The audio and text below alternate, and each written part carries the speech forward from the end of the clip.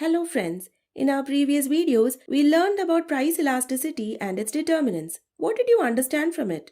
Do consumers and producers always react to price changes in the same way? Not really. Sometimes, even a small change in price can cause a huge change in demand and supply, while in other cases, demand and supply hardly changes at all. That's where the kinds of elasticity comes in. Based on how consumers and producers react to price changes, economists usually discuss 5 kinds of price elasticities. That is, perfectly elastic, perfectly inelastic, unit elastic, less elastic, and more elastic.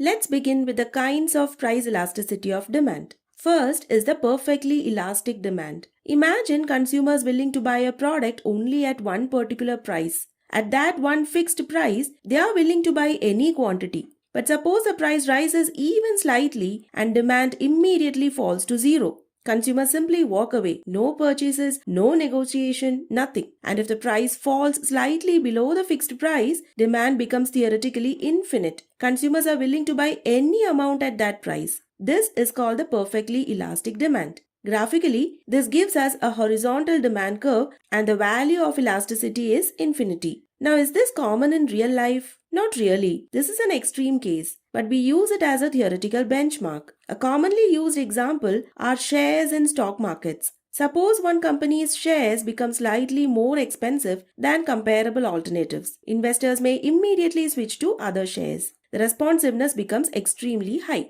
Next is perfectly inelastic demand, the opposite extreme. In this case, price changes do not affect demand at all. No matter what happens to price, consumers continue purchasing exactly the same quantity. Graphically, this gives us a vertical demand curve and the value of elasticity equals to 0. Think about life-saving medicines. Suppose a critical medicine becomes more expensive. Patients needing that medicine may still purchase it because they simply cannot do without it. A diabetic patient needing insulin cannot simply stop buying it because the price just increased. Another classic example is salt. Even if salt prices rise, households usually do not dramatically reduce consumption because the quantity required is very small. Economists also sometimes discuss sin goods like cigarettes in this context, where habitual users may continue buying despite price hike.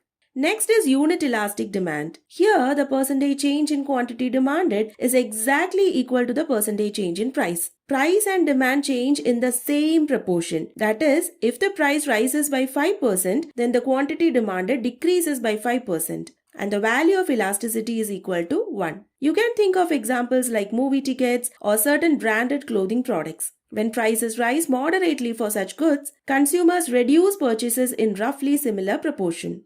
Now let us discuss a very common real-world case, more elastic demand. Here, consumers are highly responsive to price changes. The percentage change in quantity demanded is greater than the percentage change in price. That is, if price rises by 5%, the demand may fall by say 7 or 8% or even more. That means consumers are reacting strongly to the price change. Graphically, the demand curve becomes flatter and the value of elasticity becomes greater than 1. Think about fashion items, smartphones, electronics, restaurant meals, or luxury purchases. During festive seasons in Amazon or Flipkart sales, even small discounts on headphones, smartwatches, or cosmetics can suddenly boost purchases. A small discount in holiday package prices can significantly increase its bookings. Why? Because consumers often have substitutes, postponement options, and price sensitivity in these markets. Finally, we have less elastic demand. Here, consumers are less responsive to price changes. The percentage change in quantity demanded is lesser than the percentage change in price. That is, if the price rises by say 5%, the demand may decrease by only 2 or 3%. Consumers reduce their purchases but not by much. Graphically, the demand curve becomes steeper and the value of elasticity is less than 1. Think about food grains, fuel, electricity, or LPG cylinders. Even if prices rise, households often continue buying them because they are essential for everyday life. Many people continue recharging mobile data plans even after price hikes because internet connectivity has become a daily necessity. Now that we have understood the kinds of price elasticities of demand, let us move on to the kinds of price elasticities of supply. Let's begin with the extreme case, that is perfectly elastic supply. Here, producers are willing to supply any quantity at one fixed price. But if price rises even slightly above that price, supply immediately rises infinitely. And if price slightly drops, supply becomes zero. Graphically, we get a horizontal supply curve and the value of elasticity becomes infinity. This is largely a theoretical concept. You do not usually observe it perfectly in real markets. Say suppose wholesalers are willing to supply any quantity of a standard product at the going market price, but if buyers offer even slightly less, suppliers may withdraw supply completely. Now let us go to the other extreme, that is perfectly inelastic supply. Here, the quantity supplied does not change at all, regardless of changes in price. Supply remains fixed. Graphically, this produces a vertical supply curve and the value of elasticity equals to 0. Think about rare books, rare coins, stamps, vintage collectibles, or original artworks. Suppose demand suddenly rises for such goods and price rises. Can producers create more original centuries-old rare coins? No, supply cannot be expanded, so supply remains fixed. Similarly, the amount of land available in a specific city center cannot be increased merely because the land prices rose.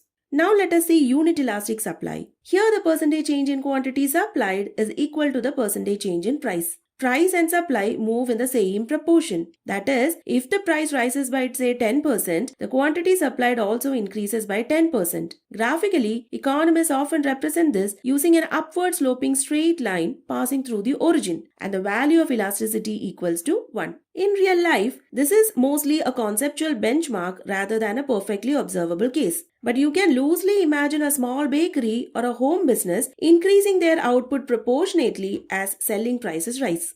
Now let us look at more elastic supply. Here, producers are highly responsive to price changes. The percentage change in quantity supplied is greater than the percentage change in price. A small increase in price may produce a large increase in supply. Graphically, the supply curve becomes flatter and the value of elasticity is greater than 1. Think about manufacturing industries. Suppose smartphone prices rises. Factories may add shifts, increase machinery utilization, expand production lines, or hire temporary labor. Production can respond strongly. Supply becomes relatively elastic.